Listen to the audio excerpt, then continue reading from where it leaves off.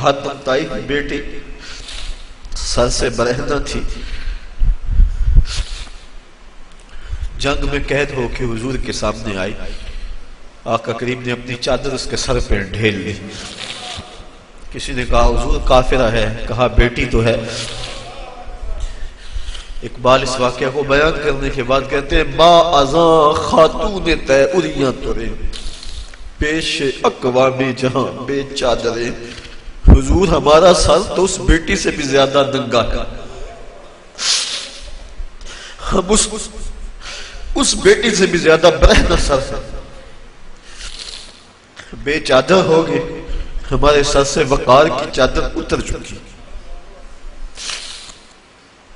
کافروں کے سروں پہ رحمت کی چادر ڈھیلنے والے آقا، تیری بارگاہ میں ہم رحمتوں کے ملتجی ہیں کہ امت کو پھر کھویا ہوا وقار دیا جائے۔ تجھ سے فریاد ہے اے گنبد خضرا والے، کعبے والوں کو ستاتے ہیں کلیسا والے۔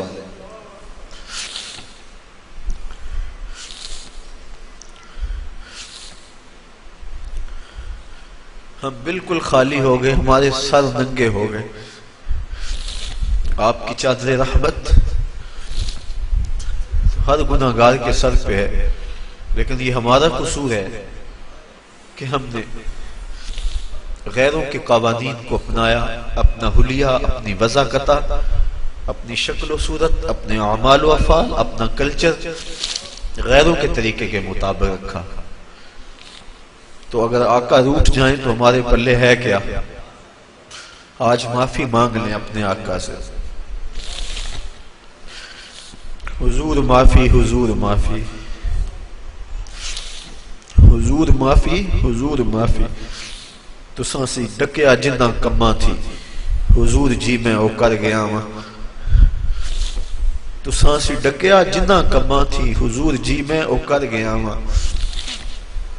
گناہاں دی دل دل دے اندر گل میں تیکر اتر گیا ہاں۔ تو ہاڈے حکماں نو چھڈ کے آقا میں جیندہ کتھے مر گیا ہاں۔ حضور معافی، حضور معافی۔ چھوڑ کے آپ کا دامن رحمت، آقا ہم سے بھول ہوئی، کھو دی اپنی قدر و قیمت، آقا ہم سے بھول ہوئی۔ بن گئے سیموں زر کے بندے، تن کے اجلے من کے گندے، لٹ گئی ہم سے فقر کی دولت، آقا ہم سے بھول ہوئی۔ دیکھ ہماری آنکھ مچولی، اپنے سینے اپنی گولی، بھول گئے ہم درس اخوت، آقا ہم سے بھول ہوئی۔ دنیا کے ٹھکرائے ہوئے ہیں، تیرے در پہ آئے ہوئے ہیں، کھول دے ہم پہ باب رحمت، آقا ہم سے بھول ہوئی۔ کہہ دو آقا کو، آقا ہم سے کہو نا۔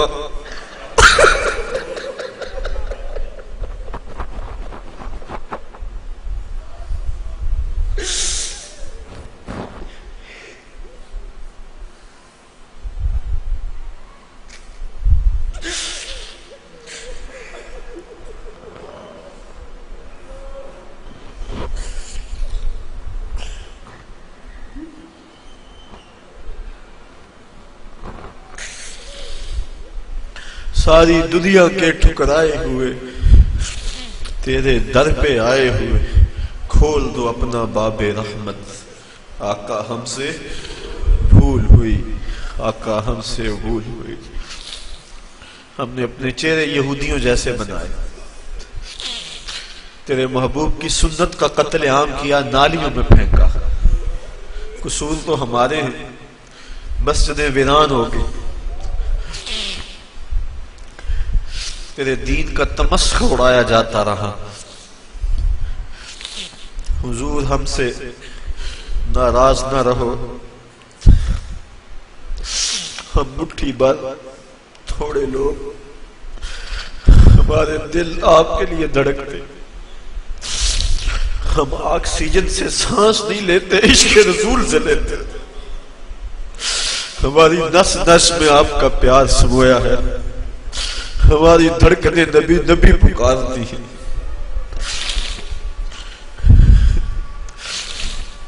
ہم سے راضی ہو جائیے، یہ وطن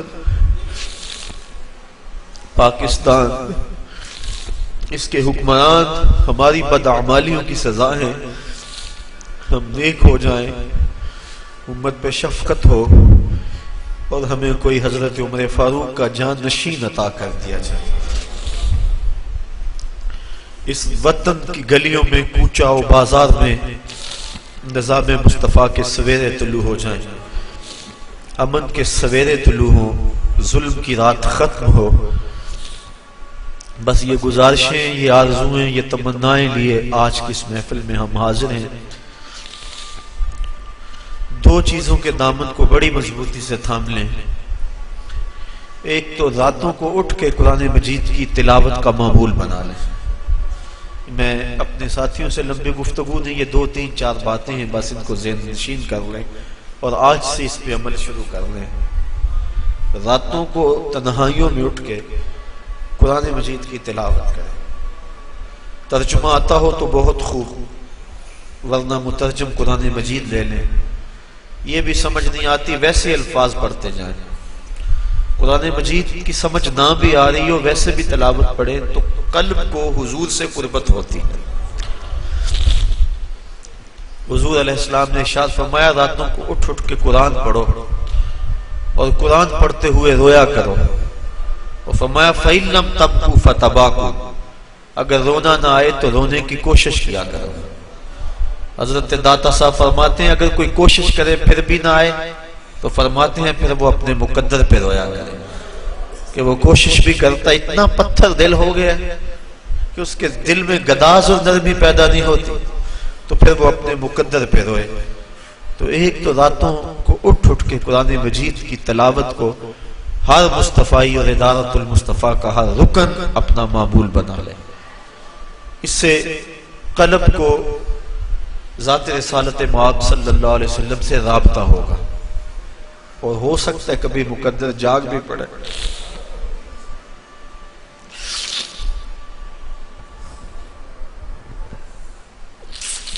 کہاں بے کہاں دکھتے گل، باد صبا تیری مہربان، کبھی ہو سکتا ہے ایسا جھونکا آئے ٹھنڈا جو اس ناپاک وجود کو اٹھا کے مدینے لے جائے اور حضور کے در پہ حاضر کر دے اور آقا رحمت بری باہیں کھول لے۔